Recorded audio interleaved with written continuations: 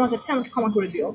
আসলে আমি একটু বলি যে আসলে স্বামী স্ত্রীর ব্যাপারটা হচ্ছে যে ছোটবেলায় আমার মা বলতো, গ্রামের ভাষায় বলতো যে স্বামী আর স্ত্রী বানাইছে কোন মিস্ত্রি। তো ওইটা একজন মিস্ত্রি বানাইছে আল্লাহ। সো এই সম্পর্কটা ভাঙা is not so easy. And আমার স্বামীর সাথে প্রত্যেকটা স্বামী স্ত্রীর মধ্যে অনেক ভুল বুঝাবুঝি হয়, অনেক সময় অনেক কিছু নিয়ে দুইজনের মধ্যে মনোমালিন্য হয়, আশেপাশের মানুষের কারণেও হয়, যেটা আমাদের মধ্যে হয়েছে। আমার হাজবেন্ডের কাছে আমি সবার সামনে ক্ষমা চাচ্ছি, আমাকে মাফ করে দিও। আমাদের মধ্যে অনেক ভুল বুঝাবুঝি ছিল। ইনশাল্লাহ যেহেতু এত বড় ভুল বুঝাবুঝিতেও আমাদের কেউ আলাদা করতে পারেনি, আল্লাহ ছাড়া আমাদেরকে আর কেউ আলাদা করতে পারবে না। এবং অবশ্যই আমার পক্ষে আইনজীবী মিশনটা সামনে, ওনার বিয়ে, ওনার জন্য শুভকামনা।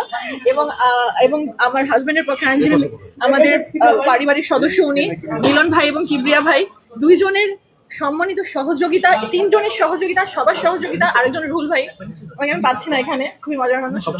সবার সহযোগিতার কারণে আজকে আমরা এক হয়েছি। দিস নট অ্যাবাউট যে শুধু আমরা চেয়েছি, আমাদের আইনজীবীরাও চেয়েছে যেন আমরা এক হই। এবং আমাদের আইনজীবীরা আবারও প্রমাণ করেছে যে পৃথিবীর কোনো আইনজীবী তালাক চায় না, কেউ বিচ্ছেদ চায় না, সবাই আগে দুই পক্ষকে মিলাই দিতে চায়, স্বামী স্ত্রীর বন্ধন চায়। এটা আমাদের আইনজীবীরা আবারও প্রমাণ করেছে। আমি তাদের প্রতি অসম্ভব সম্মান প্রদর্শন করছি। অ্যান্ড আমি আবারও বলছি যে আমি আমার হাজবেন্ডের আসলে সাথে আমার যে ভুল বুঝাবুঝিটা ছিল সেটা আমাদের নিজেদের কারণে, আশেপাশের মানুষ অনেক বেশি বায়াস্ট করেছিল আমাদেরকে, আমাদের পরিবারের আশেপাশের মানুষ, আমাদের বন্ধু বান্ধব। সো আমি আসলে ওই ব্যাপারে যেতে চাচ্ছি, আমি আমার স্বামীর কাছে ক্ষমা চাচ্ছি।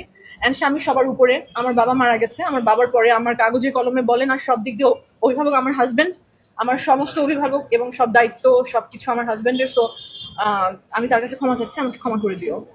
আর ইনশাল্লাহ এরকম কোনো ভুল বুঝাবুঝি আমাদের মধ্যে হবে না।